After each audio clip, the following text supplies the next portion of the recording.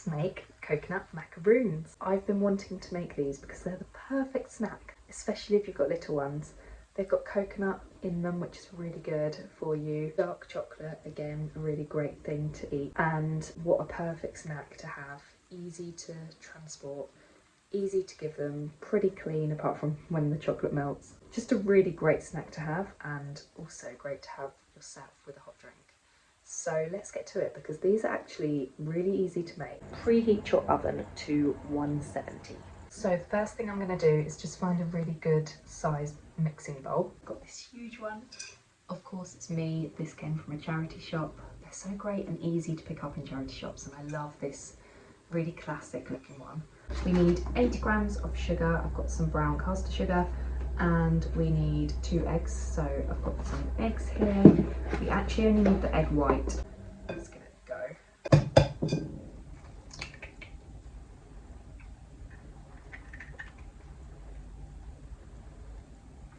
I feel like I've seen this before, where people take the yolk from one side to the other. I'm definitely going to keep this yolk and cook it up as well, so I will cook that up in a minute separately. Don't waste your yolks, otherwise they're very good for your dog, if you've got a pet. Eggs, oh no, I knew that was going to happen. Eggs are obviously very good for animals too. But yeah, great if you've got children that only like the yolk. You can cook this up separately. Okay, so we've got the egg white out, hopefully got enough there. And 80 grams of sugar, so I'm going to put this on here.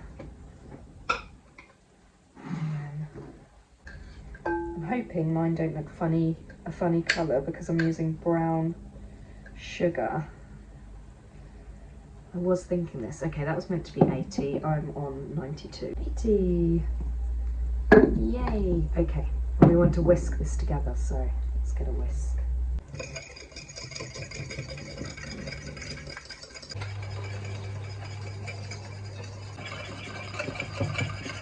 Stirring this for 2 to 3 minutes, or until it's slightly frothy, but I'm already there, so I'm feeling like that's good enough.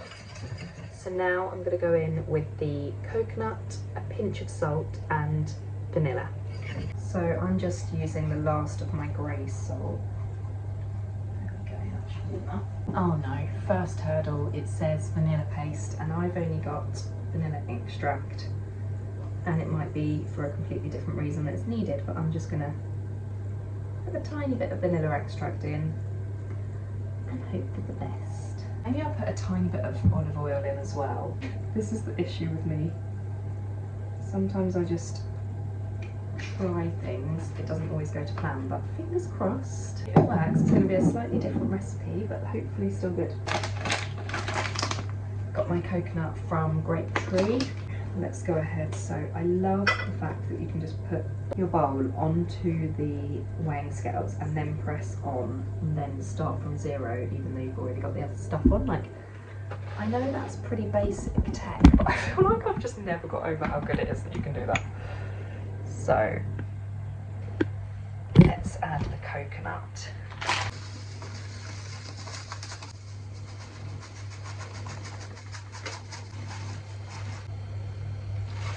Do you get that thing where you have to get it exact? Tom does this with the petrol or the diesel, like when you have to get the number on the exact number you want it to be. I very much just let it be what it is, but on this I'm trying to be a perfectionist so that it goes really well. Especially because I'm making this video for you, I'm like, it has to actually taste good and work. Fingers crossed. I'm so excited. The smell of the coconut, I just want to eat it already. Let me show you again. I don't actually know if you're meant to stir it right now, but I'm just going for it. I'm too excited. Mine are definitely not going to be that lovely white colour that the macaroons usually are, though, because of my brown sugar. But, do you know, they're going to look more earthy and natural. That's fine by me. I feel like also, would it work to put honey instead of sugar so that you're not making such a sugary snack? Maybe. very excited to do the chocolate bit, because the chocolate bit you like, pretty sure you like melt it and dip them in, and I just feel like that will be so fun. I'm going to leave this to stand for 10 minutes. So I'm going to pop that over there, and then we're going to do some baking tray stuff. So now you need your baking paper and a baking tray. I'm using this one. And we're just going to line the tray. Tray all lined and ready to go. Tiny bit of a detour. So as the oven's on, in that 10 minutes that we had to spare while we're waiting for the stuff to just rest, I made this. I say I made it, I literally just chucked tomatoes, 1 pepper, some onion and some garlic in, and I'm just going to roast all of this. I'm going to make us a roasted tomato, onion, pepper, garlic soup for dinner tonight. It's so easy, it's such an easy thing to do. You chuck it in the oven and then you basically just blitz it all together afterwards. But if you think you'd like to make this, I'm going to share a video on how to make this, so make sure you're subscribed, and if this video has been on YouTube for a little while, go have a look at my cooking recipe playlist, and this might already even be there. And also, even if you don't, if there's any chance you could press subscribe if you haven't already, I would appreciate it so much. My channel is really small, every subscriber helps. I really want to reach the 1,000. That's my target for this year, so please help me along. I'm very far away from it, and it would mean a lot if I could get some more subscribers. Thank you, and press like, and if you really love it, please hype me, because I've never had a hype. I'm very excited about getting one of them at some point when someone lovely decides to press that button. Thank you.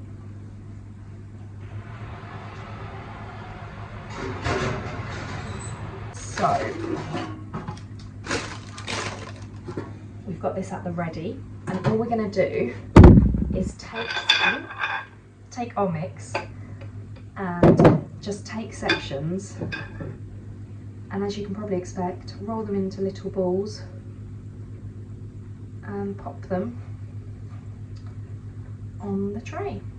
This was my worry, is how well mine are going to stick without the paste. I'm wondering whether to add a little bit of honey. Actually, it's sticking quite well, to be honest. So it's a messy job. I should be showing you it, and now there's stuff all over my hands. So let's see. Once I've done the second one, I will move the camera so you can see what is going on. The first one's always a bit, isn't it? And then you get better quite quickly. Okay, let's move you so you can see.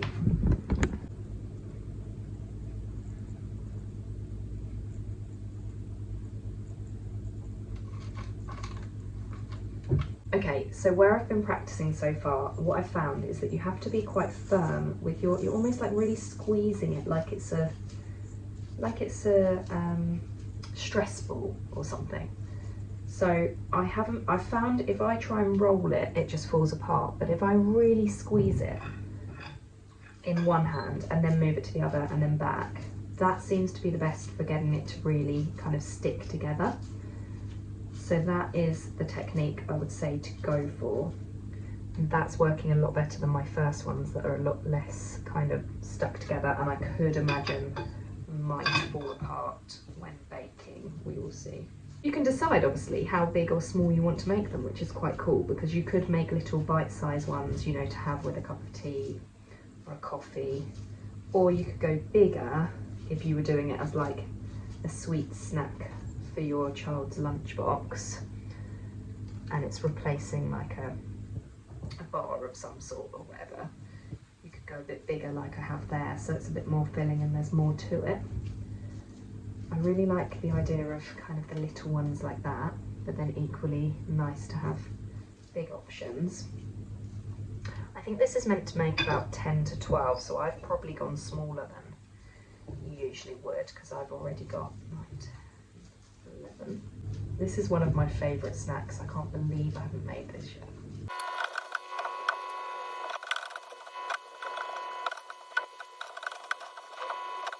How gorgeous do these look? So we're going to chuck these in the oven for 10 to 12 minutes. I'm going to go for 10 and then see how they're looking.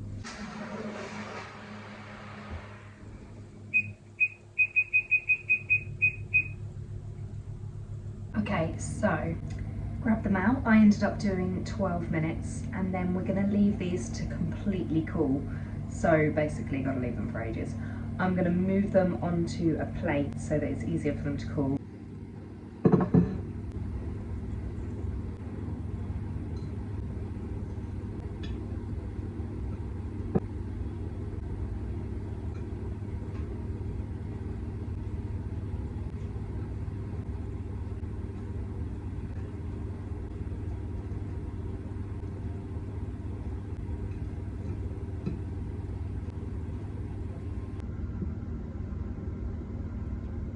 I love this one, it's like a really nice shape, round one.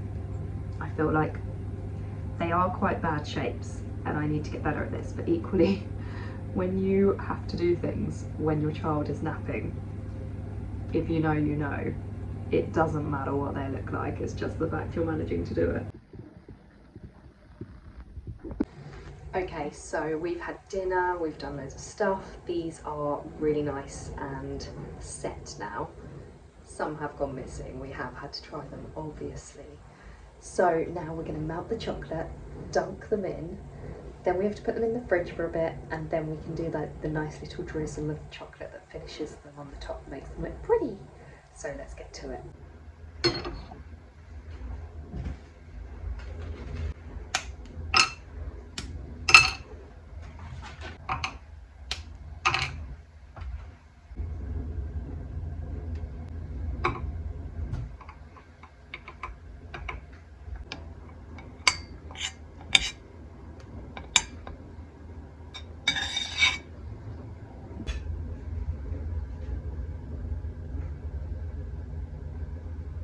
Give it a good twirl.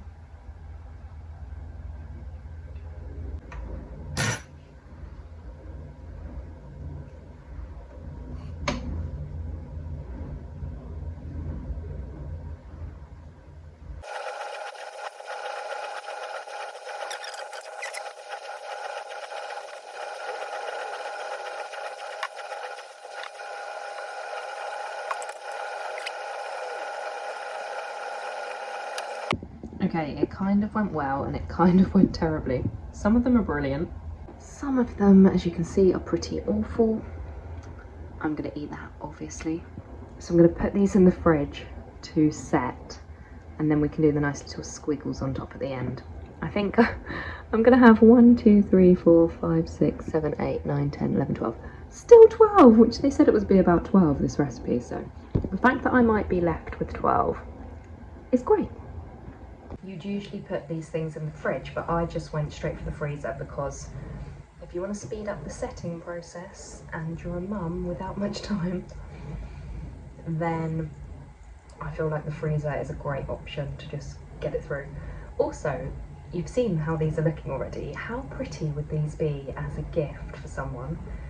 And now I'm older, and like we're more careful with money, and now that I'm doing more home baking, I'm really seeing the value in how lovely it is to present someone with a gift that you've made, and especially if it's beautiful, edible yumminess.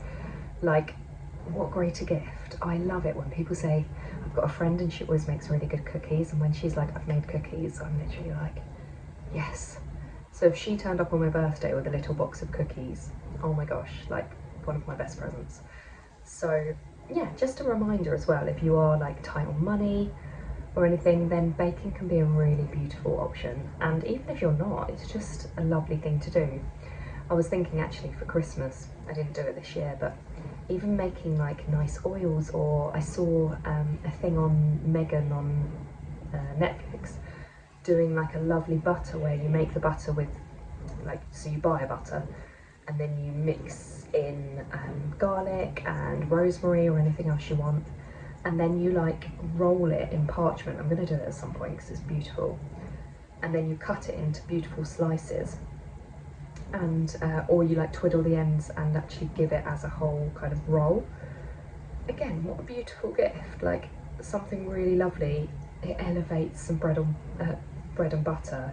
If you've got butter with like garlic and herbs in it, it's so nice. And I just think that's such a nice gift. Maybe it's my age now. Comment if you're the same, but like I can't think of a nicer gift than that sort of thing, or like a homemade drink, or oils, or I was thinking this as well, like bath salts, but when my friend did this for me as well, when you've put loads of different things in, like a detox bath for kids and things like that. Yeah, anyway, definitely fall into that zone of my life now. So yes, a little chat. I'm going to eat some frozen blueberries while I wait for this to set. How good are blueberries frozen? So much better than in the fridge. You know, blueberries, I've got chocolate all over my hands. You know, blueberries are so touch and go. Like sometimes you get one that tastes a bit weird and stuff, and the texture can be odd. Put them in the freezer and then every one is really nice. If you don't do this already, try it. If you already do it and you know what I'm talking about, comment and let me know. I'm also just going to make the bedtime teas while I wait for them to set, because I know I need something to distract myself, because otherwise I'm just going to get them out too quick with excitement. So I'm doing a chamomile one for Tom, and then I'm having one of these pucker ones. If you know, you know. Nighttime teas. I don't think there's anything better for bed. It's chamomile, lavender and valerian. It's such a treat. I always try to use these tea bags more than once. So I like refill my cup with the tea bag. And just because they are really strong anyway, and it just feels so wasteful to use it once, but I know not everyone's like that. Sometimes I do find them too strong the first one though, so I'll put the water in and then I won't leave it in too long, but then I'll come back and use it again. And then I actually prefer the taste of it as well. Then it's not the sort like a normal chamomile, I can just leave the tea bag in, but these pucker ones I feel like they're very strong.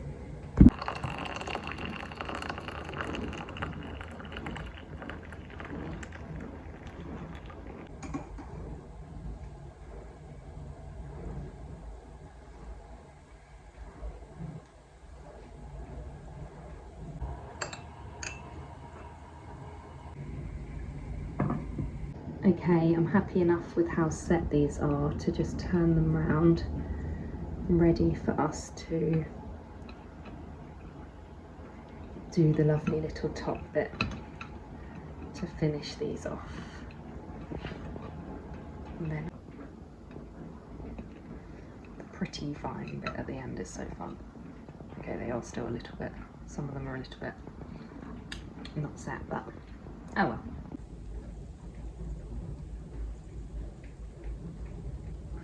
Okay, so I think the drizzling bit at the end is just going to be a fail from me, because I tried to reheat the chocolate because it wasn't like falling all beautifully, and instead it's just burning. When I do it with a spoon like this, although it will kind of fall, it just falls in kind of clumps. So for me that doesn't really work. If anyone has any advice, I know you're watching this probably to see how to do it yourself, and you're not here to give advice if it's something you already make. I don't know, maybe you're just watching for the fun. Please give me advice on how I might be able to kind of drizzle chocolate in a nicer way for these to look. I wanted to have like those really beautiful lines of chocolate. I think maybe, I mean I'm like scraping the bottom of the pan here. I think maybe if there was a lot of chocolate, it would drizzle nicely, and I think that might be my problem. These aren't going to have the finished look I was desiring, but do you know what? They taste good, and does anything else matter, really? And also, isn't there something cute about home cooked? Like, I mean, they're not ready to give to a friend on a birthday, let's say that. But maybe if I was giving them to a friend on a birthday, I'd avoid the chocolate on the top, or, I mean, when I had them frozen blueberries, I was thinking actually that it would be really nice if there was like berry within it. Maybe I could put a little berry on top, that would make it pretty, or flower or something. Mummy. Yeah, baby? Well, the end bit, you're meant to drizzle the last bit like over nicely, but it will not drizzle nicely. Just too thick. Yeah. I think it's, Well done, well, I thought sweetheart. that's a good list, but I think it's actually that there's just like not enough left. When you see how the ones that you buy are, they're like a really thin line of nice melted, like it just looks pretty, you know. Here is the finished product. I was gonna put it on parchment paper and make it look beautiful, but as they look more like your child's made them, I thought there's no point. We'll try again at some point, but they taste amazing and that's the main thing, and I'm sure anyone that's watching this to learn how to do them can do a better job of the final presentation. Well, they didn't go to plan, but I hope you enjoyed watching, and do try them yourself, make them better than mine. They do taste amazing, so definitely give it a go, and no additives and baddies and packaging and all the rest of it. Oh, and I promised that I'd do the how much they cost compared to the ones that you buy in store. So I'm going to put that on the screen for you.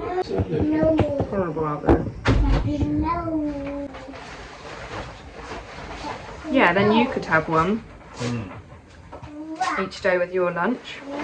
Something to have with the afternoon tea. Yeah, go on then. Little snack for get you through that afternoon Right, bit. see you in a second, Dido.